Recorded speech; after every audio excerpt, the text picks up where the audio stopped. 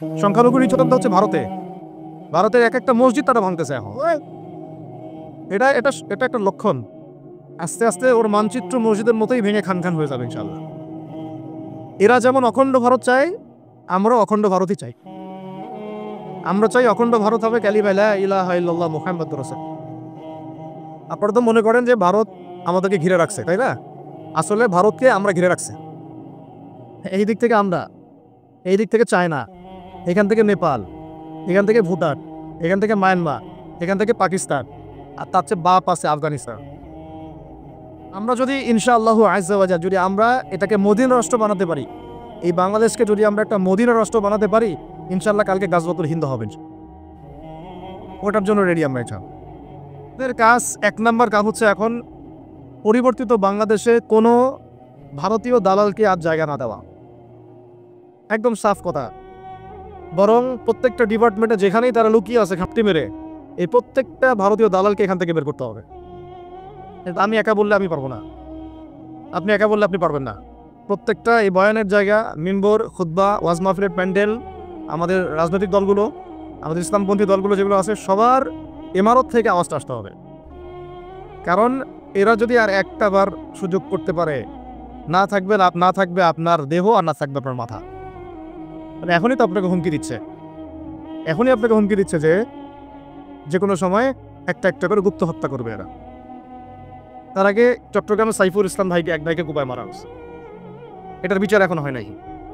যারা মারছে ওদের পক্ষ নিয়ে আমরা আবার সংখ্যালঘুর স্লোগান তুললাম।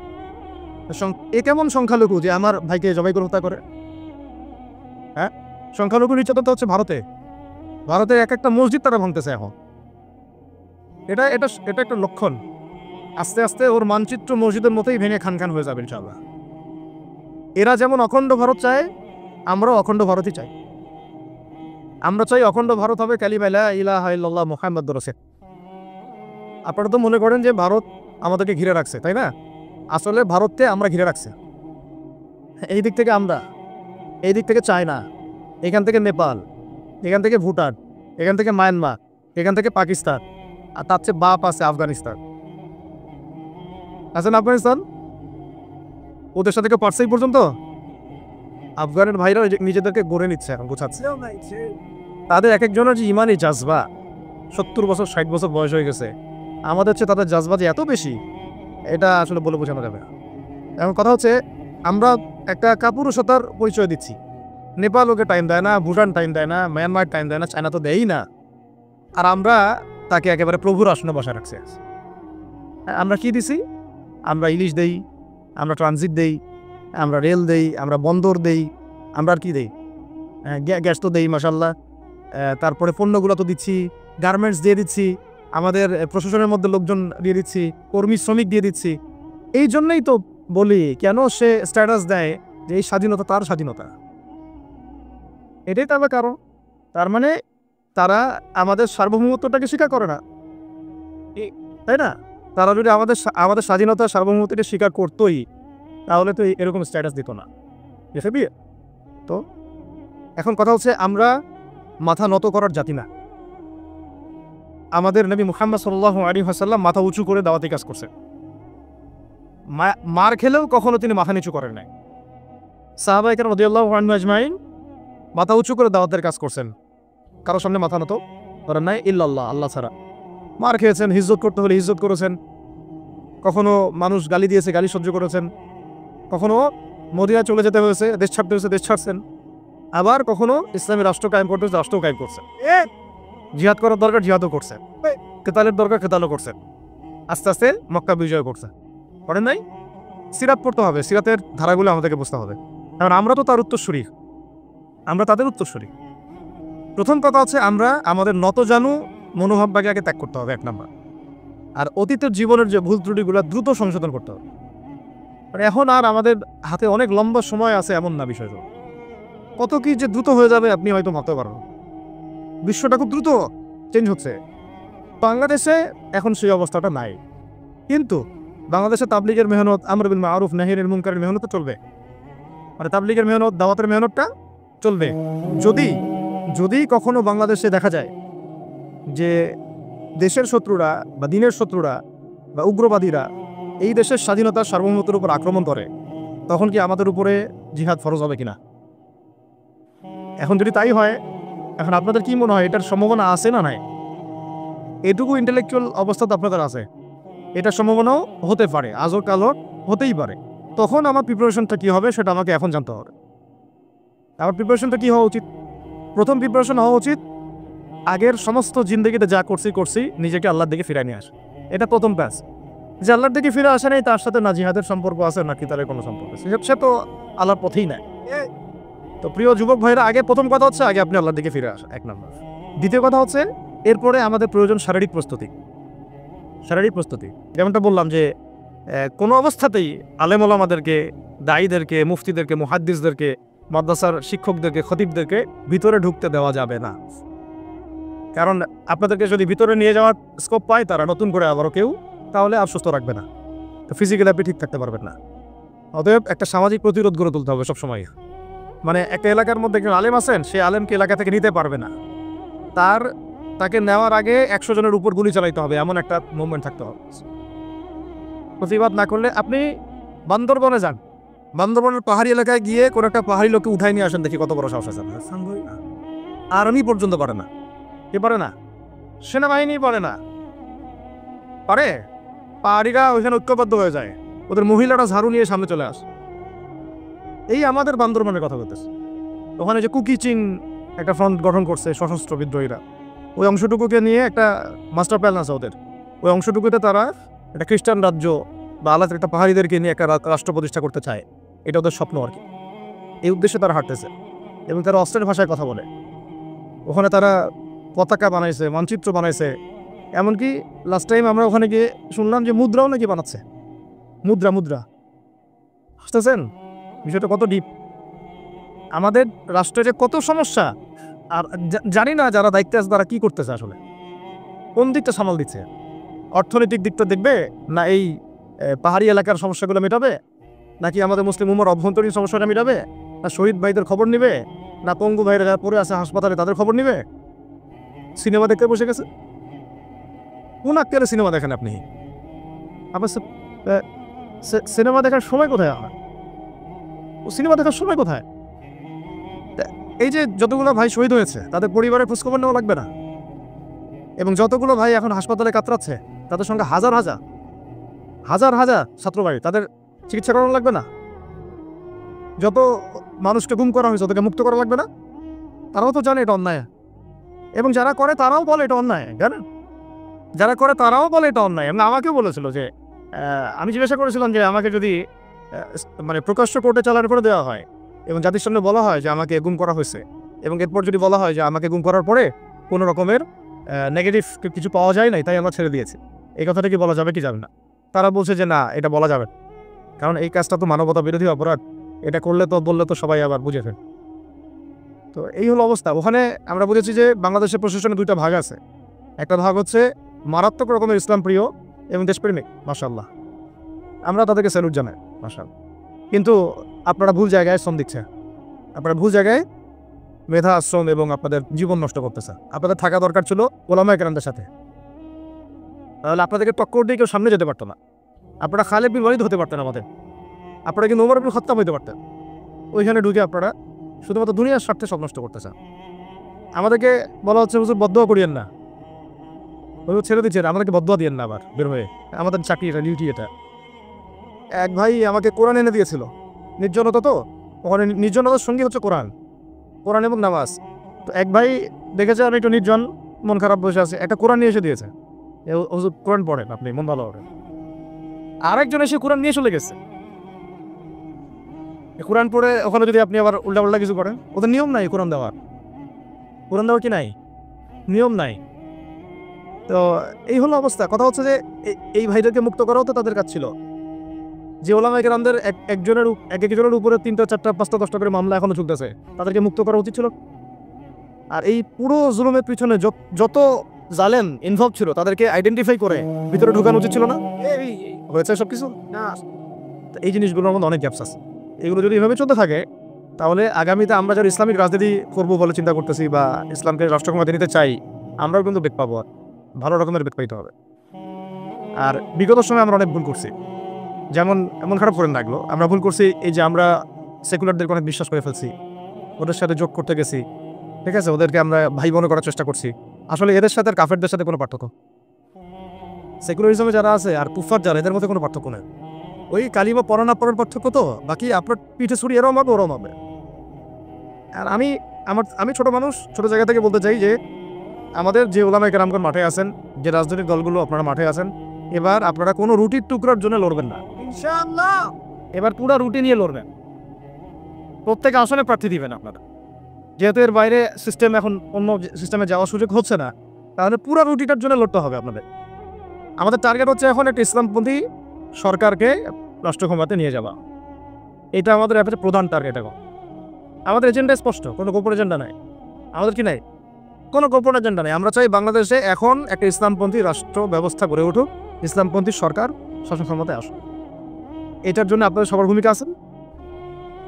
কেউ কথা দিয়ে ভূমিকা রাখবেন, কেউ লিখবেন, কেউ বলবেন, কেউ যেভাবে হোক আপনাকে ভূমিকা তো রাখতেই হোক। কারো বসে থাকার সুযোগ নেই এখন আর। এই রাষ্ট্রটাকে ইসলামিক রাষ্ট্র হিসেবে গড়ার দায়িত্ব এখন সবার কাঁধে আসছে।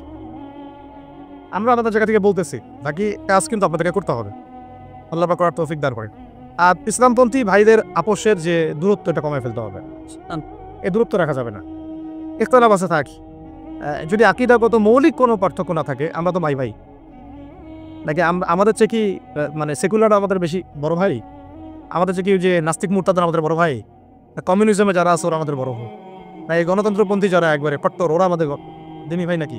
আমাদের তো ভাই, সোজা কথা হচ্ছে ইন্নামাল মুমিনুনা ইখওয়া, ইন্নামাল মুমিনুনা, মুমিন যারা মুমিন ভাই, মুমিনে কি ভাই, খালাস।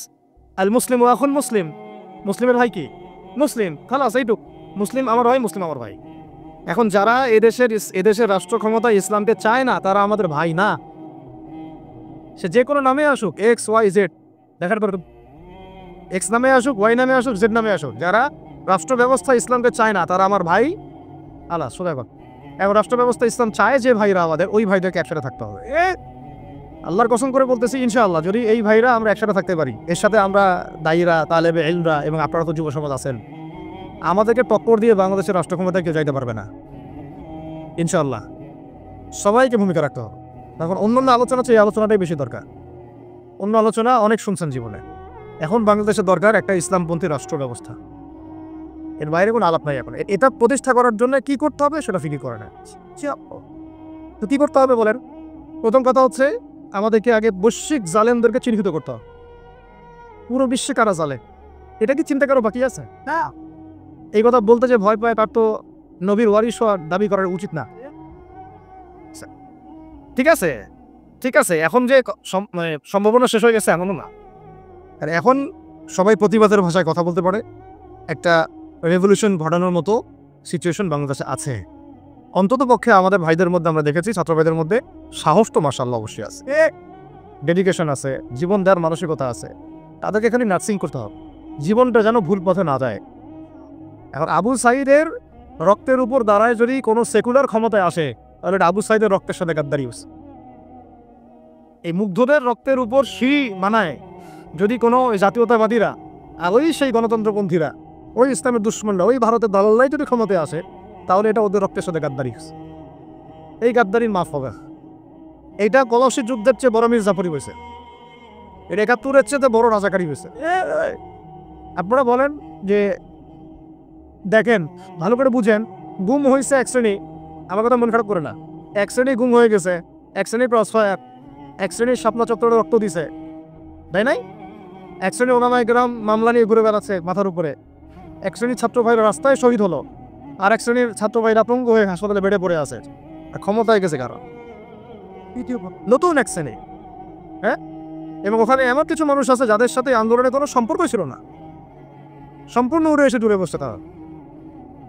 তাহলে এখানে ইসলামিক রাজনৈতিক দলগুলোকে সামনে রাখা যেত, তাদের থেকে তো উপদেষ্টা একটাও নেয়। জামাত ইসলাম থেকে একটা উপদেষ্টা নিয়েছে কিনা? হেফাজতুল ইসলাম থেকে কোনো উপদেষ্টা নিয়েছে কিনা? আমাদের চরমনায় থেকে একটা উপদেষ্টা নিয়েছে কিনা বলেন? তার মানে রাষ্ট্র গঠনে আমাদের কোনো ভূমিকা নাই না। আমাদেরকে বুঝাইছে যে আপনারা পরে আসে, ইলেকশন দিব, তখন আপনার ইলেকশন লড়েন। ইলেকশন সে কবে দেয় সেটাও দেখে, আদৌ দেয় কিনা সেটাও দেখে। কাকে বিশ্বাস করবেন? বিশ্বাসটা করবেন কাকে? যখন মোস্তফা সরোয়ার ফারুকের মধ্যে একজন উপদেষ্টা হচ্ছে, বিশ্বাস আপনি করবেন সারা জীবন মানুষকে পরকে শিখাচ্ছে, তার কোন যোগ্যতায় সে উপদেষ্টা হচ্ছে? আচ্ছা একটা কাজ করেন, এটা উপদেষ্টা করার জন্য একটা পরীক্ষা দেন না দেখি, বিসিএস এর মতো, দেখেন এরা পাস করি। অথবা আপনি একটা কাজ করেন, ইসলামিক সায়েন্সের পরীক্ষা নেন, দেখেন কোরআন তেলাওয়াত করতে পারে কিনা, কিসের ভিত্তিতে হলো? এই যে এই সমস্যাগুলো থেকে গেছে, তারপরেও যা হয়ে গেছে। এখন আমাদের যেটা কথা সেটা হচ্ছে, আমরা তো আর কোনো বিদ্রোহে যেতে চাই না, আমরা তো শান্তিপূর্ণভাবে ইসলাম প্রতিষ্ঠা করতে, কিন্তু প্রয়োজনে যদি তারা মানে আমাদের উপর জুলুমের ভাষা বেছে নেয়, তাহলে আমরা অবশ্যই এবার প্রতিবাদের ভাষা বেছে নিব ইনশাআল্লাহ। এই জন্য সবার আগে জরুরি হচ্ছে যুবকদেরকে এক কাতারে থাকা, ইসলামপন্থী ভাইদের সাথে থাকা, ইসলামী সংগঠনের সাথে থাকা, এবং নাম XYZ যেটাই হোক না কেন, নাম XYZ হতে পারে, আপোষে ভাই ভাই হয়ে থাকা। এটাতে যদি ভাই আমরা এবার ভুল করি, আল্লাহর কসম করে বলতেছি, আল্লাহ না করুক, এরপরে যদি মায়ের আসে, না আপনি বাঁচবেন না আর আমি বাঁচব, কেউই না, ইনশাআল্লাহ ওই দিন আসবে না।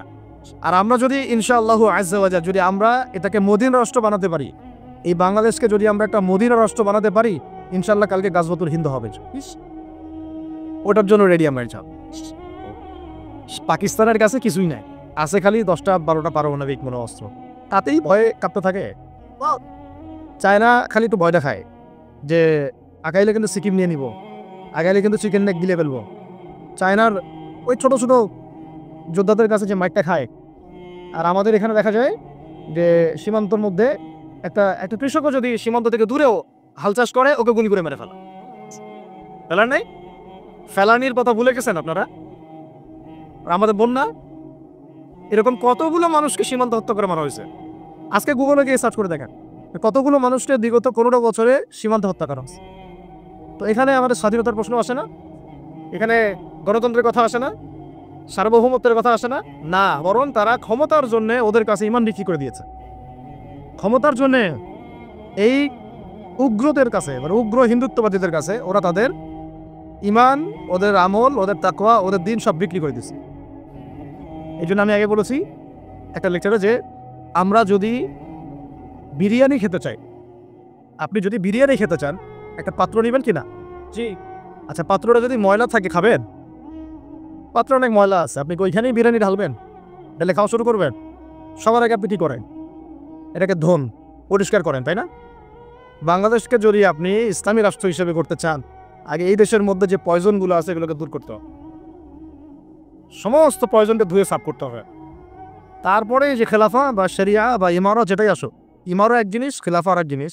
আমি এক কথায় বোঝাচ্ছি ইসলামী রাষ্ট্র ব্যবস্থা। ইসলামী রাষ্ট্র ব্যবস্থা, যদি ইসলামী রাষ্ট্র ব্যবস্থা তারপরে আসে জমিন সাফ করার পরে, তখন সেটা সাস্টেইন করবে ইনশাআল্লাহ। আর যদি ময়লার মধ্যেই ইসলামী রাষ্ট্র কায়েম করতে চান, তখন হবে উদাহরণটা এরকম যে আপনি এই নোংরা ড্রেনের মধ্যে নেমে গায়ে সাবান মাখা শুরু করছেন, হাততে কোনো লাভ হবে না, বরং ওই নোংরাই আপনাকে খেয়ে ফেলবে। ঠিক আছে, ডেমোক্রেটিক সিস্টেমের মধ্য দিয়ে যদি আমাদের ভাইরা ক্ষমতা যেতে পারে, যাক না, সমস্যার কিছু নেই। এটা কতটুকু জায়েজ না জায়েজ, হালাল হারাম সুন্নাত, এদিকে আমি যাচ্ছি না। এবং এটা নিশ্চিত তারাও জানে এটা সুন্নাত না, তারাও জানে এটা কি না, সুন্নাত পদ্ধতি না। কারণ রাসূলুল্লাহ সাল্লাল্লাহু আলাইহি ওয়াসাল্লাম দাওয়াতের মধ্য দিয়ে এবং সশস্ত্র যুদ্ধের মধ্য দিয়ে মানে মক্কা বিজয় করেছেন। দাওয়াতের মধ্য দিয়ে তিনি মদিনা রাষ্ট্র কায়েম করেছেন, তারপরে মদিনা রাষ্ট্রকে বেস করে আস্তে আস্তে আরও রাষ্ট্রকে এক্সপ্যান্ড করেছেন। বদর, উহুদ, খন্দক, খায়বার এগুলো হয়েছে, আস্তে আস্তে মক্কা বিজয় হয়েছে। মূল ছিল আগে মদিনা রাষ্ট্রটা কায়েম করা। তা আমরা যে কোনোভাবেই হোক মদিনা রাষ্ট্রটা আমাদের কায়েম করতে হবে আগে, তারপরে ইনশাআল্লাহ তাআলা দেখবেন হ্যাঁ ওই অখণ্ড ভারত আমরাও কায়েম করবো ইনশাআল্লাহ। সংখ্যা দিয়ে কিচ্ছু না, ওদের সংখ্যাকে আমরা ভয় পাই, ওদের সংখ্যাকে ভয় পাওয়ার কিচ্ছু নাই, না, সংখ্যাকে ভয় পাওয়ার কিচ্ছু নাই। কারণ কোরআন আমার সামনে যে কোরআনটা আছে, এটা দেখে একটু খারাপ লাগলো, কোরআনের যে অবস্থা, এটা খুব মনের কষ্ট দিল আর কি। কোরআনটা হবে চকচকা, এটা দেখে বোঝা যাচ্ছে এটা অনেকদিন কেউ পড়ে নাই। আপনাদের বাসার যদি কোরআনের এই হালত হয়, তাহলে আমাদের দ্বারা দিন কায়েম হবে না। আপনার কোরআনের হালত হবে এমন যে কোরআনে এক বিন্দুর পরিমাণ কোনো ময়লা নাই, প্রত্যেকদিন আপনার হাতের স্পর্শেই ময়লা দূর হয়, তখন এই কোরআন আপনার পক্ষে কথা বলবেন ইনশাআল্লাহ। তো ভাই কোরআনের কাছে চলে আসেন, আর দেরি করেন না, সময় নাই। আল্লাহ পাক সবাইকে কবুল করেন, আমিন। এই মসজিদগুলোকে কাজে লাগান, এখানে তালিমি বৈঠক চালু করেন প্রত্যেক সপ্তাহে। আমি যদি প্রত্যেক মাসে রংপুরে আসি, প্রত্যেক মাসে সময় দেবো ইনশাআল্লাহ। আপনার এখানে ইমাম ঠিক করেন, খতিব ঠিক করেন, এবং ওই যে টিচার ঠিক করেন, করে আপনারা কোরআন শেখার ব্যাচ চালু করেন, কোরআনের তাফসীরের ক্লাস চালু করেন, তারপরে তুলনামূলক আরবি ভাষা শিখেন, মানে এগুলো শিখে নেন তাড়াতাড়ি। সময় না, এগুলো আমাদের হাতে সময় কম। এগুলো আজকে থেকে 10 বছর আগেই শেখা উচিত ছিল, তাই না? কিন্তু আমাদের এই সেকুলার শিক্ষা ব্যবস্থা আপনার জীবন থেকে 20 বছর কেড়ে নিয়েছে। 20 বছর পড়াশোনা করার পরে আমি চ্যালেঞ্জ করতেছি যে লাখ লাখ টিচারকেও যদি আপনি কোরআন তেলাওয়াত ধরেন সহি বলতে পারে না, অথচ তারা জাতির শিক্ষক হয়ে বসে আছে। সেকুলার শিক্ষা ব্যবস্থাটা আমাদের জীবন থেকে পুরা ইসলামের হকটাকে নষ্ট করে ফেলছে। আপনার অধিকার ছিল যে আপনি একজন স্কুলের স্টুডেন্ট, আপনি কোরআন পড়তে পারবেন। আপনি একজন কলেজের স্টুডেন্ট, আপনি কোরআনের তাফসীর করতে পারবেন। আপনি একজন ইউনিভার্সিটি পাস করেছেন, আপনি হাদিসও পড়তে পারবেন, এবারও তো দিতে পারবেন, এরাও দিতে পারবেন। এটা আপনার হক ছিল, কিন্তু এই হকটা নষ্ট করছে কারা? এই সেকুলার শিক্ষা ব্যবস্থা নষ্ট করে ফেলছে। এখন তো কিছু করার নাই। তো এটাতে আমাদের দোষ কি? আমাদের দোষ হচ্ছে আমরাই তো তাদেরকে ভোট দিয়ে উপরে উঠেছিলাম। আমাদের বাপরা উঠেছে, আমাদের বাবারা উঠেছে, তার বাবার উঠেছে। আমরা তো ওই সময় ইনসাফ করি নাই, ফল আমাদেরকে ভোগ করতে হয়েছে। আপনার এই প্রসঙ্গে দুটো কথা বলেই ফেলেন, নাহলে আমি মানে হকাতে হয় না। একটা মুসলিম ঘরের ছেলে, তার অধিকার নাই প্রাইমারি স্কুলে গিয়ে সে কোরআন শিখবে? আচ্ছা, আমাদের মৌলিক অধিকার কি? খাদ্য, বস্ত্র, বাসস্থান, শিক্ষা, চিকিৎসা, 5টা বলি না? তো কোরআন আমার মৌলিক অধিকার না? মুসলিম পরিবারের সন্তান আমি, কোরআন আমার মৌলিক অধিকার না? তারপর প্রাইমারি স্কুল আপনাকে শিখায় নাই, হাই স্কুল আপনাকে শিখায় নাই, এমনকি টার্মাইকেল শিখাইছে আপনাকে, বেগম রোকেয়া বিশ্ববিদ্যালয়ে শিখাইছে, এরাও শিখায় নাই। এমনকি বিসিএস কার্ডে হচ্ছেন কোরআন ছাড়াই, ডক্টর হচ্ছেন কোরআন ছাড়াই, ইঞ্জিনিয়ার হচ্ছেন কোরআন ছাড়াই। এমনকি শিক্ষা কমিশন গঠন হচ্ছে, ওই কমিশনের লোকদেরও কোরআনের জ্ঞান নাই। টকশোতে এসে আবার ঠিকই পড়ার করে, কোরআনে করতেও পারে না, টকশোতে এসে পড়ার করে। এ তো বিগত 10 বছর তো টকশোর বছর ছিল, খালি টকশো, দেখেন নাই?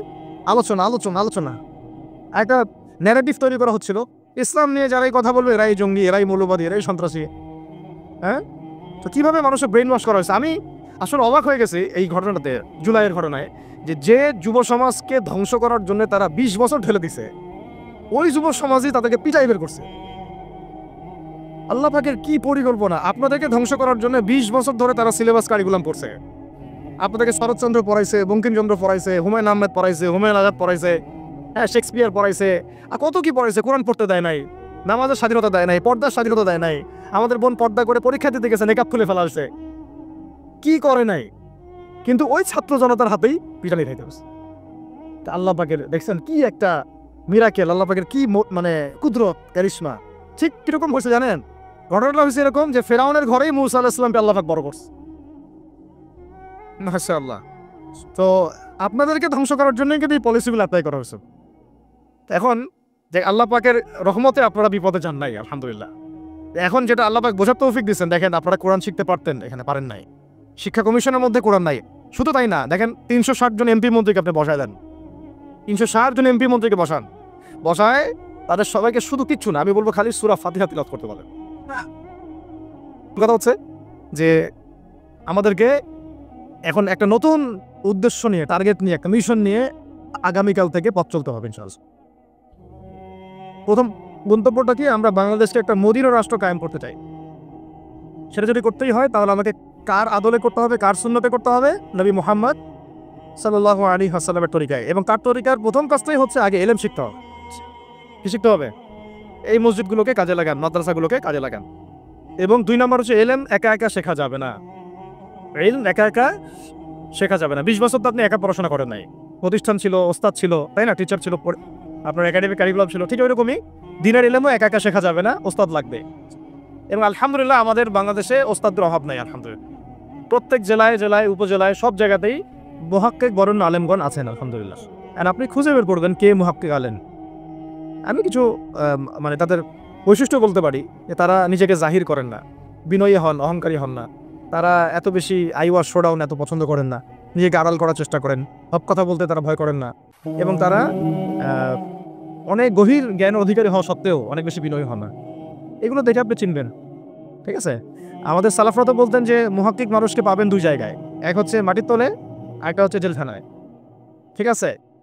তো যাই হোক, এখন অনেক বরেণ্য উলামায়ে কেরাম আমাদের সমাজে আছেন, তাদের যে কারোর সাথে অন্তত একজনের সাথে নিসবত রাখেন, ঠিক আছে? তো এটা আমাদের সৌভাগ্য, আলহামদুলিল্লাহ, যে বাংলাদেশে বহু মাদ্রাসা, বহু কওমি মাদ্রাসা, আলিয়া মাদ্রাসা, অনেক ধরনের মাদ্রাসা আছে। কিছু সংকীর্ণতা বা কিছু সমস্যা আমাদের মধ্যে থাকতে পারে, এটা যে কোনো জায়গায় থাকতে পারে, কিন্তু আলহামদুলিল্লাহ এই খেদমতটুকু আছে বলেই এখন পর্যন্ত দ্বীন ইসলামকে তারা মিটাইতে পারে নাই, আলহামদুলিল্লাহ। তো এলেম শিখবো 1 নাম্বার, 2 নাম্বার হচ্ছে এলেম মুহাক্কিক কোন আলেমের সহবতে শিখবো, একা একা শিখবো না। 3 নাম্বার হচ্ছে যা শিখবো আমলে নিয়ে আসতে হবে। কি বললাম? যা শিখবো আমলে নিয়ে চলে আসতে হবে, ফেলে রাখা যাবে না। আল্লাহ আমাকে তৌফিক দান, আপনাদের সবাইকে তৌফিক দান করে। 4 নাম্বার সময় কাজে লাগাইতে হবে, সময় কাজে লাগাইতে হবে। কোনো অবস্থাতেই আর হেলায় ফেলায় সময় নষ্ট করবো না, আমিও করবো না ইনশাল্লাহ, আপনারাও করবেন না ইনশাল্লাহ। 5 নাম্বার হচ্ছে নিজের প্রতিভাকে খুঁজে বের করবেন। সবাইকে আল্লাহ কিছু না কিছু প্রতিভা দিয়েছেন, প্রতিভা খুঁজে বের করে ইসলামের জন্য কাজে লাগানো। 6 নাম্বার হচ্ছে যাদের রিজিক হালাল তাদের তো আলহামদুলিল্লাহ কোনো সমস্যা নেই, যাদের হারাম রিজিক আজকে ছাড়তে হবে। কোনো সুদের সাথে সম্পৃক্ত থাকা যাবে না, কোনো ঘুষ, কোনো দুর্নীতি, কোনো মাপে কম দেওয়া, কোনো হারামে আমি খাবো না, আমি কোনো হারামের কাছে যাব না। আর উত্তরবঙ্গের বড় বড় ফেতনাগুলোর মধ্যে এই সুদী এনজিওদের ফেতনাও আছে, কাদিয়ানিদের ফেতনাও আছে, তাই না? তারপরে আপনার এই যে ইসাই মুসলিমদের একটা ফেতনা আছে না, একটা ফেতনা আছে। তারপরে এই আপনার বিড়ি ফ্যাক্টরি, তামাক ফ্যাক্টরির এগুলো ফেতনা আছে, হারাম খাবার। আবার নতুন করে ইসকনের ফেতনাও উত্তরবঙ্গে দেখা যাচ্ছে। তো এই ফেতনাগুলোকে চিহ্নিত করে আপনাকে বেঁচে থাকতে হবে এবং রিজিকটাকে হালাল করে ফেলতে হবে, ঠিক আছে? এর পাশাপাশি হচ্ছে 6 নম্বর বলবো যে পরিবারগুলো গড়ে তুলতে হবে। প্রত্যেকটা পরিবার হবে একটা দুর্গ, মানে আমার পরিবার হচ্ছে আমার একটা ইসলামিক রাষ্ট্রের মতো। এই পরিবারের মধ্যে অনইসলামিক কোনো কাজ চলে না। পরিবারের মালিক কি? আমি না? আমি। এখানে কি রাষ্ট্র আমাকে হস্তক্ষেপ করতে পারবে? তা আমার পরিবার আমার কন্ট্রোলে চলবে, একদম ইসলামিক অনুশাসন অনুযায়ী চলবে, ডানে বামে নড়তে পারবে না। এভাবে আপনাকে শক্ত থাকতে হবে। 7 নম্বর হচ্ছে এখন থেকে তাবলীগের কাজ সবাইকে করতে হবে। কতটুকু করবেন? যতটুকু আপনি জানেন, যতটুকু আপনি জানেন। যেটা জানেন না ওটা নিয়ে কথা বলার দরকার নেই। আর সমাজে কিছু ইখতিলাফি মাসালাগুলো আছে যেগুলোকে নিয়ে কিছু মানে মোটা বুদ্ধির মানুষেরা আর কি মসজিদগুলো ভাগ করে ফেলে, ঠিক আছে? এই পাল্লায় পড়া যাবে না। ইখতিলাফি মাসালাগুলো সাহাবীদের যুগ থেকেই ছিল, এগুলো নিয়ে মতবিরোধের সুযোগ নাই। এটা তার কাছে এই মাসালাটা অথেন্টিক মনে হয়, সে আমল করতেছে করুক। আমার কাছে এই ফিকহের আলোকে এটা বেশি অথেন্টিক মনে হয়, আমি এটা আমল করতেছি। এগুলো নিয়ে কোনো রকমের আর দ্বন্দ্বে যাবেন না। বরং আমরা এখন ঐক্যবদ্ধ হবো কিসের ভিত্তিতে? আমরা ঐক্যবদ্ধ হবো আকীদা, আমল এবং মানহাজের ভিত্তিতে। আমাদের আকীদা আহলুস সুন্নাহ ওয়াল জামাআর আকীদা থাকবে, আমল থাকবে সাহাবীওয়ালা আমল, এবং মানহাজ থাকবে আমরা সালাফদের আদলে বাংলাদেশে দিন কায়েম করতে চাই, খালাস। আর যারা দিন কায়েমের কথা বলবে না ওদের সাথে আমার ঐক্য হবে না। কি হবে? দিন কায়েমের কোনো ফিকির নাই, তার সাথে আমার ঐক্য হবে কিভাবে? তার ফিকির আছে শুধু মসজিদ নিয়ে আর অন্য কিছু নিয়ে, তার দল নিয়ে বা তার মানে আরও তো আছে অনেক কিছু আর কি, এগুলো নিয়ে। তো ওইগুলো বাদ দিলাম। এই আমর বিল মারুফের কাজ সবাইকে করতে হবে এবং একই সাথে সবাইকে এখন থেকে প্রতিবাদী হতে হবে, অন্যায়ে নিষেধ করতে হবে। এলাকায় অন্যায় হতে দিবেন না আপনারা। এলাকার মধ্যে জুয়া খেলবে কেন? আপনারা প্রতিবাদী হবেন। এখানে গাঁজা খাবে কেন? আপনি প্রতিবাদী হবেন। মাদকের আকারা হবে কেন? আপনারা প্রতিবাদ করবেন। এখন তো আপনি ওই পুলিশ প্রশাসনের অপেক্ষায় বসে থাকার সময় নাই তো এখন আপনার। একজন নেককার, মুত্তাকি, পরেশগার মানুষ প্রত্যেকটা এলাকায় থাকা দরকার। আপনাদের মধ্যে একটা জামা বা কমিউনিটি থাকা দরকার, মানে একটা অ্যাসোসিয়েশন থাকা দরকার, যারা ওই এলাকাকে সংস্কারের কাজ করবেন চাল। অথবা বৃহত্তর সংগঠন যেগুলো আছে বাংলাদেশে তাদের অঙ্গ সংগঠন হিসাবে আপনারা কাজ করতে পারেন। আল্লাহ পাক তৌফিক দান করেন। একটা চেইন অফ কমান্ড গড়ে তুলতে হবে দেশব্যাপী। এটা আমরা অলরেডি আছে, এবং নতুন করেও যদি কেউ চায় যে আমি কিছু অ্যাসোসিয়েশন করবো যেটা আমরা বিল মারুফের কাজ করবে, নেহির মুনকারের কাজ করবে, তাহলে এটাও করতে পারেন ইনশাআল্লাহ। আর এর সাথে আমি বলবো যে আমাদের জান, মাল, সময়, শ্রম, কয়টা কথা বললাম? জান, মাল, সময় এবং শ্রম। জান, আমাদের মাল, আমাদের সময়, আমাদের শ্রম, এই 4টা জিনিসকে আল্লাহর জন্য ওয়াকফ করে দিতে হবে। দুনিয়াতে মুসাফির আমরা, দুনিয়াতে কি আমরা মুসাফির। আমাদেরকে পাঠানোই হয়েছে আল্লাহর ইবাদত করার জন্য। এবং শুধু একাই ইবাদত করবো কেন? আমি কি স্বার্থপর? আমার পরিবারটাও করতে হবে। এবং শুধু পরিবার কেন করবো? আমার সমাজটাও করতে হবে, আমার রাষ্ট্রটাকেও করতে হবে। কারণ রাষ্ট্রীয় কাঠামোতে ইসলাম না থাকলে আমি সমাজ চেঞ্জ করতে পারবো না। সহজ কথা, সব কথা কিন্তু ওই গোড়াতে গিয়ে ঠেকতেছে। কারণ রাষ্ট্র ব্যবস্থা যদি ইসলাম না যায়, রাজনীতির মধ্যে ইসলাম যদি না যায়, এবং একটা ইসলামিক শরিয়া ভিত্তিক বা ইমারা ভিত্তিক রাষ্ট্র যদি কায়েম না হয়, এই শব্দগুলো হয়তো তারা বুঝে না। মানে ইসলামী একটা রাষ্ট্র ব্যবস্থার কাঠামো যদি না থাকে, তাহলে আপনি ব্যাংকিং সিস্টেমকে সংস্কার করতে পারবেন না, সুদের মধ্যে সংস্কার আনতে পারবেন না, সুদী এনজিওর বিরুদ্ধে আপনি কোনো পদক্ষেপ নিতে পারবেন না। আপনি সমাজের এই যে সংখ্যালঘু নির্যাতন হচ্ছে ভারতের এক একটা মসজিদ তারা ভাঙতেছে এখন। এটা একটা লক্ষণ। আস্তে আস্তে ওর মানচিত্র মসজিদের মতোই ভেঙে খান হয়ে যাবে ইনশাআল্লাহ। এরা যেমন অখণ্ড ভারত চায়, আমরাও অখণ্ড ভারতই চাই। আমরা চাই অখণ্ড ভারত হবে কালিমা লা ইলাহা ইল্লাল্লাহ মুহাম্মাদুর রাসূলুল্লাহ। আপনারা তো মনে করেন যে ভারত আমাদেরকে ঘিরে রাখছে, তাই না? আসলে ভারতকে আমরা ঘিরে রাখছে। এই দিক থেকে আমরা, এই দিক থেকে চায়না, এখান থেকে নেপাল, এখান থেকে ভুটান, এখান থেকে মায়ানমার, এখান থেকে পাকিস্তান, আর তার চেয়ে বাপ আছে আফগানিস্তান। আমরা যদি ইনশাআল্লাহু আজ্জা ওয়া জাল যদি আমরা এটাকে মদিনা রাষ্ট্র বানাতে পারি, এই বাংলাদেশকে যদি আমরা একটা মদিনা রাষ্ট্র বানাতে পারি, ইনশাআল্লাহ কালকে গাজওয়াতুল হিন্দ হবে। ওটার জন্য রেডি আমরা। এটা আমাদের কাজ, 1 নাম্বার কাজ হচ্ছে এখন পরিবর্তিত বাংলাদেশে কোনো ভারতীয় দালালকে আর জায়গা না দেওয়া। একদম সাফ কথা। বরং প্রত্যেকটা ডিপার্টমেন্টে যেখানেই তারা লুকিয়ে আছে ঘাপটি মেরে, এই প্রত্যেকটা ভারতীয় দালালকে এখান থেকে বের করতে হবে। আমি একা বললে আমি পারবো না, আপনি একা বললে আপনি পারবেন না। প্রত্যেকটা এই বয়ানের জায়গা, মিম্বর, খুতবা, ওয়াজ মাহফিলের প্যান্ডেল, আমাদের রাজনৈতিক দলগুলো, আমাদের ইসলামপন্থী দলগুলো যেগুলো আছে, সবার ইমারত থেকে আওয়াজটা আসতে হবে। কারণ এরা যদি আর একটা বার সুযোগ করতে পারে, না থাকবে আপনার দেহ আর না থাকবে আপনার মাথা। মানে এখনই তো আপনাকে হুমকি দিচ্ছে, যে কোনো সময় একটা করে গুপ্ত হত্যা করবে এরা। তার আগে চট্টগ্রামে সাইফুল ইসলাম এক ভাইকে কুপায় মারা হচ্ছে, এটার বিচার এখনো হয় নাই। যারা মারছে ওদের পক্ষ নিয়ে আমরা আবার সংখ্যালঘুর স্লোগান তুললাম। এ কেমন সংখ্যালঘু যে আমার ভাইকে জবাই করে হত্যা করে? হ্যাঁ, সংখ্যালঘু নির্যাতন তো হচ্ছে ভারতে একটা মসজিদ তারা ভাঙতেছে এখন। এটা একটা লক্ষণ। আস্তে আস্তে ওর মানচিত্র মসজিদের মতোই ভেঙে খান হয়ে যাবে ইনশাআল্লাহ। এরা যেমন অখণ্ড ভারত চায়, আমরাও অখণ্ড ভারতই চাই। আমরা চাই অখণ্ড ভারত হবে কালিমা লা ইলাহা ইল্লাল্লাহ মুহাম্মাদুর রাসূল। আপনারা তো মনে করেন যে ভারত আমাদেরকে ঘিরে রাখছে, তাই না? আসলে ভারতকে আমরা ঘিরে রাখছি। এই দিক থেকে আমরা, এই দিক থেকে চায়না, এখান থেকে নেপাল, এখান থেকে ভুটান, এখান থেকে মায়ানমার, এখান থেকে পাকিস্তান, আর তার চেয়ে বাপ আছে আফগানিস্তান। আছেন আফগানিস্তান, ওদের সাথে কেউ পারছে এই পর্যন্ত? আফগানের ভাইরা নিজেদেরকে গড়ে নিচ্ছে, এখন গোছাচ্ছে। তাদের এক একজনের যে ইমানি জাজবা, 70 বছর 60 বছর বয়স হয়ে গেছে, আমাদের চেয়ে তাদের জাজবা যে এত বেশি, এটা আসলে বলে বোঝানো যাবে না। এখন কথা হচ্ছে, আমরা একটা কাপুরুষতার পরিচয় দিচ্ছি।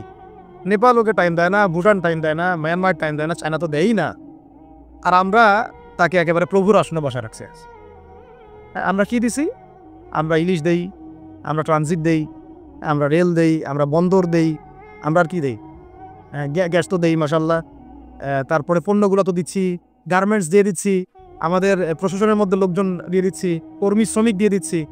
এই জন্যই তো বলি, কেন সে স্ট্যাটাস দেয় যে এই স্বাধীনতা তার স্বাধীনতা। এটাই তো আবার কারণ। তার মানে তারা আমাদের সার্বভৌমত্বটাকে স্বীকার করে না, তাই না? তারা যদি আমাদের স্বাধীনতা সার্বভৌমত্বকে স্বীকার করতোই, তাহলে তো এরকম স্ট্যাটাস দিত না। তো এখন কথা হচ্ছে, আমরা মাথা নত করার জাতি না। আমাদের নবী মুহাম্মদ সাল্লাল্লাহু আলাইহি ওয়াসাল্লাম মাথা উঁচু করে দাওয়াতি কাজ করছেন। মার খেলেও কখনো তিনি মাথা নিচু করেন নাই। সাহাবায়ে কেরাম রাদিয়াল্লাহু আনহুম আজমাইন মাথা উঁচু করে দাওয়াতের কাজ করছেন, কারোর সামনে মাথা নত করেন নাই, ইল্লাল্লাহ, আল্লাহ ছাড়া। মার খেয়েছেন, হিজ্জত করতে হলে হিজ্জত করেছেন, কখনো মানুষ গালি দিয়েছে, গালি সহ্য করেছেন, কখনো মদিনায় চলে যেতে হয়েছে, দেশ ছাড়তে হয়েছে, দেশ ছাড়ছেন। আবার কখনো ইসলামী রাষ্ট্র কায়েম করতে হয়েছে, রাষ্ট্র কায়েম করছেন। জিহাদ করার দরকার জিহাদও করছেন, কেতালের দরকার কেতালও করছেন। আস্তে আস্তে মক্কা বিজয় করছেন, করেন নাই? সিরাত পড়তে হবে, সিরাতের ধারাগুলো আমাদেরকে বুঝতে হবে। কারণ আমরা তো তার উত্তরসূরি, আমরা তাদের উত্তরসূরি। প্রথম কথা হচ্ছে, আমরা আমাদের নতজানু মনোভাবটাকে আগে ত্যাগ করতে হবে, 1 নাম্বার। আর অতীতের জীবনের যে ভুল ত্রুটিগুলো দ্রুত সংশোধন করতে হবে। মানে এখন আর আমাদের হাতে অনেক লম্বা সময় আছে এমন না বিষয়টা। কত কি যে দ্রুত হয়ে যাবে আপনি হয়তো ভাবতে পারেন। বিশ্বটা খুব দ্রুত চেঞ্জ হচ্ছে। বাংলাদেশে এখন সেই অবস্থাটা নাই, কিন্তু বাংলাদেশে তাবলীগের মেহনত, আমর বিল মারুফ নাহির মুনকারের মেহনত চলবে। মানে তাবলীগের মেহনত, দাওয়াতের মেহনতটা চলবে। যদি কখনো বাংলাদেশে দেখা যায় যে দেশের শত্রুরা বা দিনের শত্রুরা বা উগ্রবাদীরা এই দেশের স্বাধীনতার সার্বভৌমত্বের উপর আক্রমণ করে, তখন কি আমাদের উপরে জিহাদ ফরজ হবে কিনা? এখন যদি তাই হয়, এখন আপনাদের কি মনে হয় এটার সম্ভাবনা আছে না নাই? এটুকু ইন্টেলেকচুয়াল অবস্থা তো আপনাদের আছে, এটার সম্ভাবনাও হতে পারে, আজও কালও হতেই পারে। তখন আমার প্রিপারেশনটা কী হবে সেটা আমাকে এখন জানতে হবে। আমার প্রিপারেশনটা কী হওয়া উচিত? প্রথম প্রিপারেশন হওয়া উচিত, আগের সমস্ত জিন্দগিতে যা করছি নিজেকে আল্লাহর দিকে ফিরাই নিয়ে আসে। এটা প্রথম কাজ। যে আল্লাহর দিকে ফিরে আসে নাই, তার সাথে না জিহাদের সম্পর্ক আছে না কিতালের কোনো সম্পর্ক আছে, সে তো আল্লাহর পথেই নাই। তো প্রিয় যুবক ভাইরা, আগে প্রথম কথা হচ্ছে আগে আপনি আল্লাহর দিকে ফিরে আসেন, 1 নম্বর। দ্বিতীয় কথা হচ্ছে এরপরে আমাদের প্রয়োজন শারীরিক প্রস্তুতি। যেমনটা বললাম যে কোনো অবস্থাতেই আলেম ওলামাদেরকে, দায়ীদেরকে, মুফতিদেরকে, মুহাদ্দিসদেরকে, মাদ্রাসার শিক্ষকদেরকে, খতিবদেরকে ভিতরে ঢুকতে দেওয়া যাবে না। কারণ আপনাদেরকে যদি ভিতরে নিয়ে যাওয়ার স্কোপ পায় তারা নতুন করে আবারও কেউ, তাহলে আর সুস্থ রাখবে না, তো ফিজিক্যালি আপনি ঠিক থাকতে পারবেন না। অতএব একটা সামাজিক প্রতিরোধ গড়ে তুলতে হবে সবসময়।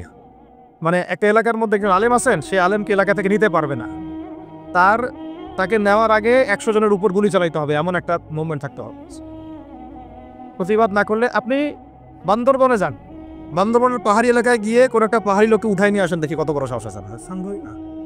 আর্মি পর্যন্ত পারে না, পারে না, সেনাবাহিনী পারে না, পারে পাহাড়িরা ওইখানে ঐক্যবদ্ধ হয়ে যায়, ওদের মহিলারা ঝাড়ু নিয়ে সামনে চলে আসে। এই আমাদের বান্দরবনের কথা বলতেছে। ওখানে যে কুকিচিং একটা ফ্রন্ট গঠন করছে সশস্ত্র বিদ্রোহীরা, ওই অংশটুকুকে নিয়ে একটা মাস্টার প্ল্যান আছে ওদের। ওই অংশটুকুতে তারা একটা খ্রিস্টান রাজ্য বা আলাদা একটা পাহাড়িদেরকে নিয়ে একটা রাষ্ট্র প্রতিষ্ঠা করতে চায়, এটা ওদের স্বপ্ন আর কি। এই উদ্দেশ্যে তারা হাঁটতেছে এবং তারা অস্ট্রের ভাষায় কথা বলে। ওখানে তারা পতাকা বানাইছে, মানচিত্র বানাইছে, এমনকি লাস্ট টাইম আমরা ওখানে গিয়ে শুনলাম যে মুদ্রাও নাকি বানাচ্ছে। মুদ্রা বুঝতেছেন বিষয়টা কত ডিপ। আমাদের রাষ্ট্রের যে কত সমস্যা, আর জানি না যারা দায়িত্বে আছে তারা কি করতেছে, আসলে কোন দিকটা সামাল দিচ্ছে। অর্থনৈতিক দিকটা দেখবে না এই পাহাড়ি এলাকার সমস্যাগুলো মেটাবে, নাকি আমাদের মুসলিম উম্মার অভ্যন্তরীণ সমস্যাটা মেটাবে, না শহীদ ভাইদের খবর নিবে, না পঙ্গু ভাইরা যারা পড়ে আছে হাসপাতালে তাদের খবর নিবে? সিনেমা দেখতে বসে গেছে। কোন আক্কেলে সিনেমা দেখেন আপনি? আবার সিনেমা দেখার সময় কোথায়? সিনেমা দেখার সময় কোথায়? এই যে যতগুলো ভাই শহীদ হয়েছে তাদের পরিবারের খোঁজখবর নেওয়া লাগবে না? এবং যতগুলো ভাই এখন হাসপাতালে কাতরাচ্ছে তাদের সঙ্গে হাজার হাজার ছাত্র ভাই, তাদের চিকিৎসা করানো লাগবে না? যত মানুষকে গুম করা হয়েছে ওদেরকে মুক্ত করা লাগবে না? তারাও তো জানে এটা অন্যায়, এবং যারা করে তারাও বলে এটা অন্যায়। জানেন, যারা করে তারাও বলে এটা অন্যায়। এবং আমাকেও বলেছিল যে আমি জিজ্ঞাসা করেছিলাম যে আমাকে যদি মানে প্রকাশ্য কোর্টে চালান করে দেওয়া হয় এবং জাতির সামনে বলা হয় যে আমাকে গুম করা হয়েছে, এবং এরপর যদি বলা হয় যে আমাকে গুম করার পরে কোনো রকমের নেগেটিভ কিছু পাওয়া যায় নাই তাই আমরা ছেড়ে দিয়েছি, এই কথাটা কি বলা যাবে কি যাবে না? তারা বলছে যে না, এটা বলা যাবে না, কারণ এই কাজটা তো মানবতা বিরোধী অপরাধ, এটা বললে তো সবাই আবার বুঝে ফেল। তো এই হলো অবস্থা। ওখানে আমরা বুঝেছি যে বাংলাদেশের প্রশাসনে 2টা ভাগ আছে। একটা ভাগ হচ্ছে মারাত্মক রকমের ইসলাম প্রিয় এবং দেশপ্রেমিক, মাশাআল্লাহ, আমরা তাদেরকে স্যালুট জানাই, মাশাআল্লাহ। কিন্তু আপনারা ভুল জায়গায় শ্রম দিচ্ছে, আপনারা ভুল জায়গায় মেধা আশ্রম এবং আপনাদের জীবন নষ্ট করতেছে। আপনাদের থাকা দরকার ছিল ওলামায়ে কেরামদের সাথে, তাহলে আপনাদেরকে টক্কর দিয়ে কেউ সামনে যেতে পারতো না। আপনারা খালিদ বিন ওয়ালিদ হতে পারতেন আমাদের, আপনারা কিন্তু ওমর ইবনে খাত্তাব হইতে পারতেন। ওইখানে ঢুকে আপনারা শুধুমাত্র দুনিয়ার স্বার্থে সব নষ্ট করতেছেন। আমাদেরকে বলা হচ্ছে হুজুর বদদোয়া করিয়েন না, হুজুর ছেড়ে দিচ্ছেন, আমাদেরকে বদদোয়া দিয়েন না আবার বের হয়ে, আমাদের চাকরি এটা, ডিউটি এটা। এক ভাই আমাকে কোরআন এনে দিয়েছিল, নির্জনতা, তো ওখানে নির্জনতার সঙ্গী হচ্ছে কোরআন এবং নামাজ। তো এক ভাই দেখেছে আমি একটু নির্জন, মন খারাপ বসে আছে, একটা কোরআন নিয়ে এসে দিয়েছে, হুজুর কোরআন পড়েন আপনি, মন ভালো হবে। আরেকজন এসে কোরআন নিয়ে চলে গেছে। কোরআন পড়ে ওখানে যদি আপনি আবার উল্টাপাল্টা কিছু করেন, ওদের নিয়ম নাই কোরআন দেওয়ার কি নাই, নিয়ম নাই। তো এই হলো অবস্থা। কথা হচ্ছে যে এই ভাইদেরকে মুক্ত করাও তো তাদের কাজ ছিল। যে ওলামায়ে কেরামদের একজনের উপরে 3টা 4টা 5টা 10টা করে মামলা এখনো চলতেছে, তাদেরকে মুক্ত করা উচিত ছিল। আর এই পুরো জুলুমের পিছনে যত জালেম ইনভলভ ছিল তাদেরকে আইডেন্টিফাই করে ভিতরে ঢুকানো উচিত ছিল না? হয়েছে সবকিছু। এই জিনিসগুলোর মধ্যে অনেক গ্যাপস আছে। এগুলো যদি এভাবে চলতে থাকে তাহলে আগামীতে আমরা যারা ইসলামিক রাজনীতি করবো বলে চিন্তা করতেছি বা ইসলামকে রাষ্ট্রক্ষমতা নিতে চাই, আমরাও কিন্তু বেগ পাবো, ভালো রকমের বেগ পাইতে হবে। আর বিগত সময় আমরা অনেক ভুল করছি, যেমন এমন খারাপ করে লাগলো, আমরা ভুল করছি এই যে আমরা সেকুলারদেরকে অনেক বিশ্বাস করে ফেলছি, ওদের সাথে যোগ করতে গেছি, ঠিক আছে, ওদেরকে আমরা ভাই বোন করার চেষ্টা করছি। আসলে এদের সাথে আর কাফেরদের সাথে কোনো পার্থক্য, সেকুলারিজমে যারা আছে আর কুফার যারা, এদের মধ্যে কোনো পার্থক্য নেই। ওই কালিমা পড়া না পড়ার পার্থক্য, তো বাকি আপনার পিঠে ছুরি এরম হবে ওরম হবে। আর আমি ছোট মানুষ, ছোট জায়গা থেকে বলতে চাই যে আমাদের যে ওলামায়ে কেরামগণ মাঠে আছেন, যে রাজনৈতিক দলগুলো আপনারা মাঠে আছেন, এবার আপনারা কোনো রুটির টুকরার জন্য লড়বেন না ইনশাআল্লাহ।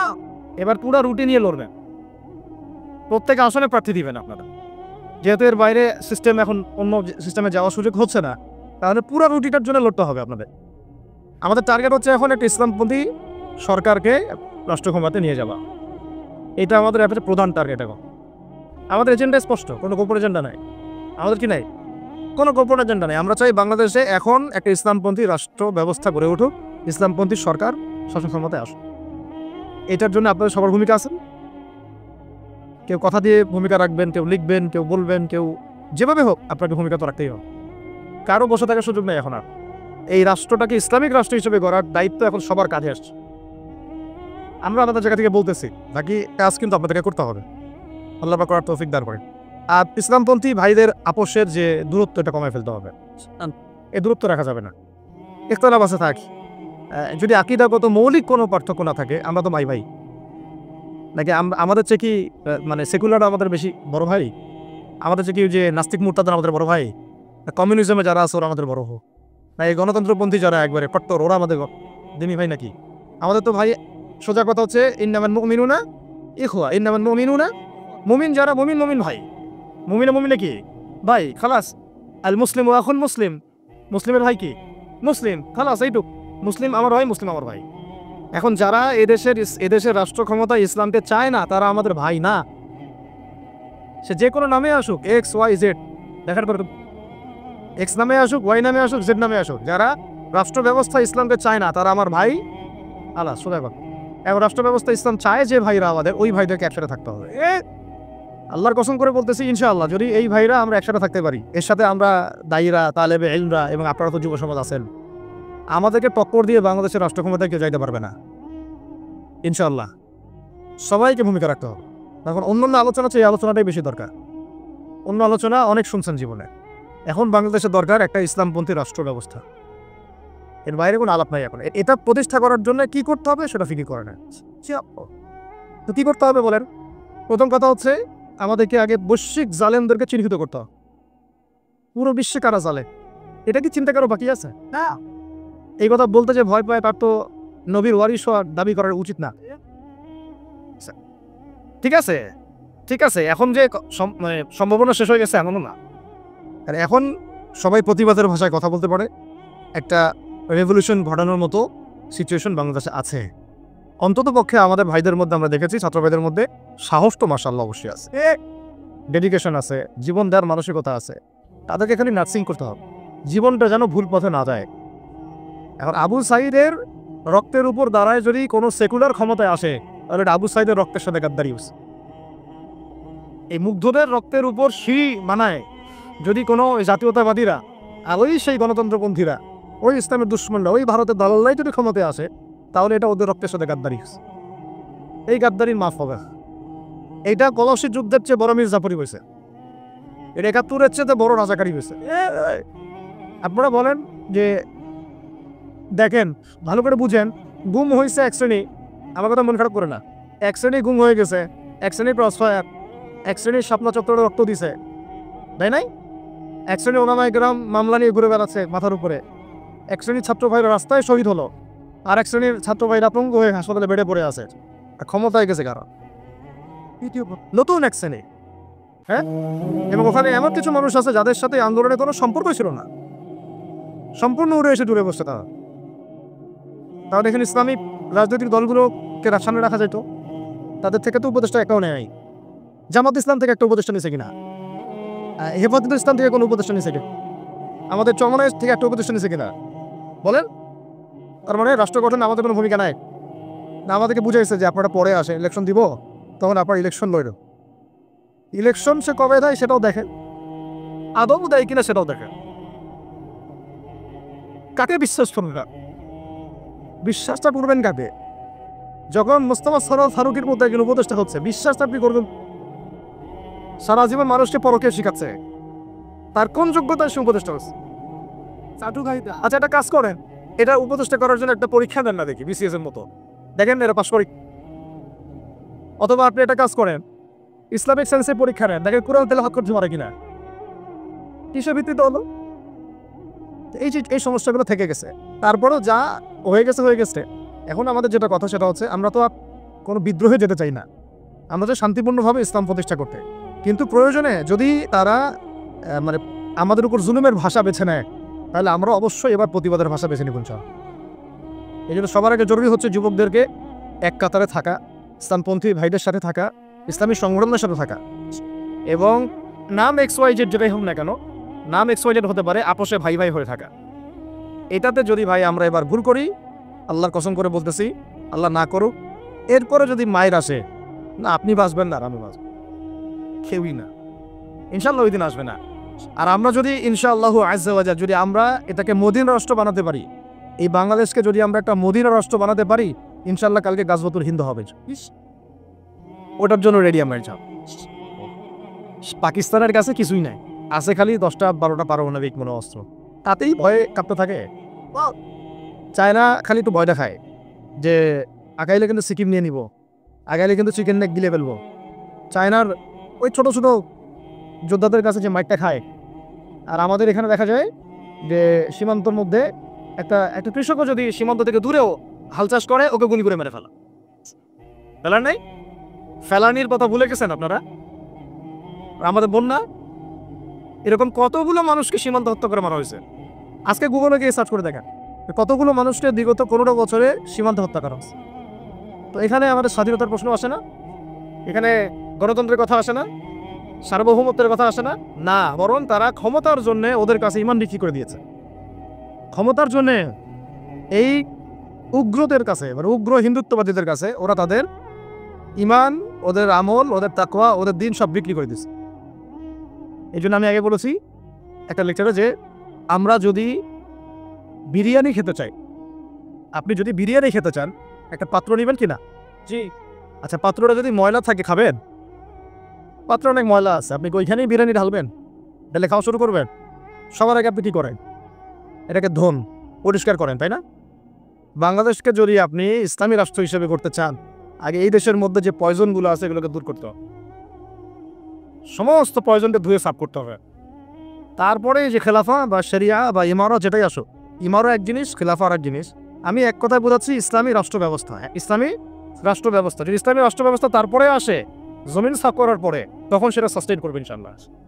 আর যদি ময়লার মধ্যেই ইসলামী রাষ্ট্র কায়েম করতে চান, তখন হবে উদাহরণটা এরকম যে আপনি এই নোংরা ড্রেনের মধ্যে নেমে গায়ে সাবান মাখা শুরু করছেন, হাততে কোনো লাভ হবে না, বরং ওই নোংরাই আপনাকে খেয়ে ফেলবে।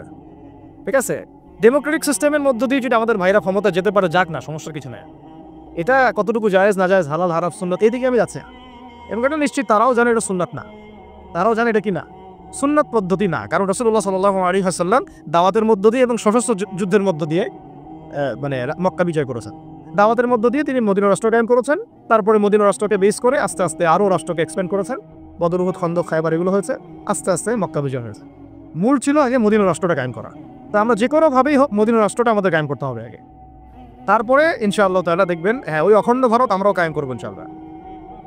সংখ্যা দিয়ে কিচ্ছু না, ওদের সংখ্যাকে আমরা ভয় পাই, ওদের সংখ্যাকে ভয় পাওয়ার কিচ্ছু নাই, না, সংখ্যাকে ভয় পাওয়ার কিচ্ছু নাই। কারণ যে কোরআন, আমার সামনে যে কোরআনটা আছে, এটা দেখে একটু খারাপ লাগলো। কোরআনের যে অবস্থা, এটা খুব মনের কষ্ট দিল। কোরআনটা হবে চকচকা, এটা দেখে বোঝা যাচ্ছে এটা অনেকদিন কেউ পড়ে নেয়। আপনাদের বাসার যদি কোরআনের এই হালত হয়, তাহলে আমাদের দ্বারা দিন কায়েম হবে না। আপনার কোরআনের হালত হবে এমন যে কোরআনে এক বিন্দুর পরিমাণ কোনো ময়লা নাই, প্রত্যেকদিন আপনার হাতের স্পর্শেই ময়লা দূর হয়, তখন এই কোরআন আপনার পক্ষে কথা বলবে ইনশাআল্লাহ। ভাই কোরআনের কাছে চলে আসেন, আর দেরি করেন না, সময় নাই। আল্লাহ পাক সবাইকে কবুল করেন, আমিন। এই মসজিদগুলোকে কাজে লাগান, এখানে তালিমি বৈঠক চালু করেন প্রত্যেক সপ্তাহে। আমি যদি প্রত্যেক মাসে রংপুরে আসি, প্রত্যেক মাসে সময় দেবো ইনশাআল্লাহ। আপনার এখানে ইমাম ঠিক করেন, খতিব ঠিক করেন, এবং ওই যে টিচার ঠিক করেন, করে আপনারা কোরআন শেখার ব্যাচ চালু করেন, কোরআনের তাফসীরের ক্লাস চালু করেন, তারপরে তুলনামূলক আরবি ভাষা শিখেন, মানে এগুলো শিখে নেন তাড়াতাড়ি। সময় না, এগুলো আমাদের হাতে সময় কম। এগুলো আজকে থেকে 10 বছর আগেই শেখা উচিত ছিল, তাই না? কিন্তু আমাদের এই সেকুলার শিক্ষা ব্যবস্থা আপনার জীবন থেকে 20 বছর কেড়ে নিছে। 20 বছর পড়াশোনা করার পরে আমি চ্যালেঞ্জ করতেছি যে লাখ লাখ টিচারকেও যদি আপনি কোরআন তেলাওয়াত ধরেন, সহি বলতে পারে না, অথচ তারা জাতির শিক্ষক হয়ে বসে আছে। সেকুলার শিক্ষা ব্যবস্থাটা আমাদের জীবন থেকে পুরা ইসলামের হকটাকে নষ্ট করে ফেলছে। আপনার অধিকার ছিল যে আপনি একজন স্কুলের স্টুডেন্ট, আপনি কোরআন পড়তে পারবেন। আপনি একজন কলেজের স্টুডেন্ট, আপনি কোরআনের তাফসীর করতে পারবেন। আপনি একজন ইউনিভার্সিটি পাস করেছেন, আপনি হাদিসও পড়তে পারবেন, এবারও তো দিতে পারবেন, এরাও দিতে পারবেন, এটা আপনার হক ছিল। কিন্তু এই হকটা নষ্ট করছে কারা? এই সেকুলার শিক্ষা ব্যবস্থা নষ্ট করে ফেলছে। এখন তো কিছু করার নাই। তো এটা তো আমাদের দোষ কি? আমাদের দোষ হচ্ছে আমরাই তো তাদেরকে ভোট টোট দিয়ে উপরে উঠেছিলাম।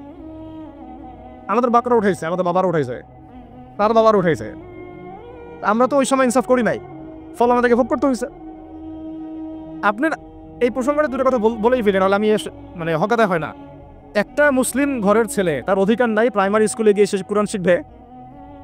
আচ্ছা, আমাদের মৌলিক অধিকার কি? খাদ্য, বস্ত্র, বাসস্থান, শিক্ষা, চিকিৎসা, 5টা বলি না? তো কোরআন আমার মৌলিক অধিকার না? মুসলিম পরিবারের সন্তান আমি, কোরআন আমার মৌলিক অধিকার না? তারপর প্রাইমারি স্কুল আপনাকে শিখায় নাই, হাই স্কুল আপনাকে শিখায় নাই, এমনকি কারমাইকেল শিখাইছে আপনাকে, বেগমবাড়িয়া বিশ্ববিদ্যালয়ে শিখাইছে, এরাও শিখায় নাই। এমনকি বিসিএস কার্ডে হচ্ছেন কোরআন ছাড়াই, ডক্টর হচ্ছেন কোরআন ছাড়াই, ইঞ্জিনিয়ার হচ্ছেন কোরআন ছাড়াই, এমনকি শিক্ষা কমিশন গঠন হচ্ছে, ওই কমিশনের লোকদেরও কোরআনের জ্ঞান নাই। টকশোতে এসে আবার ঠিকই পটার করে, কোরআনে করতেও পারে না, টকশোতে এসে পটার